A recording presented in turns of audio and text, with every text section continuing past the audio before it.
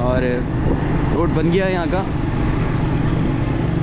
बस थोड़ा बहुत कलर का काम रह गया है, कि मैं देख रहा हूँ कि थोड़ा बहुत कलर का काम रह गया है।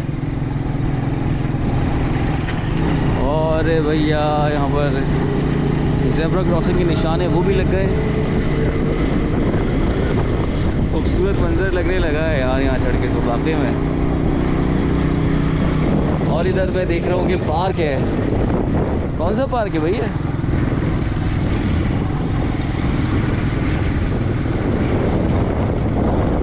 तालिब फैमिली पार्क। ये पार्क डीएमसी की जानिब से बनाया गया है। जब आप इस ब्रिज पर चढ़ेंगे तो इसके नज़ारे करेंगे और सामने की आबादी दिख रही है और पहाड़ दिख रहे हैं। वाह यार ज़बरदस्त। गर्मी के मौसम में ठंडा नज़ारा, और ये बता दिया है कि कितना प्यारा है कराची हमारा।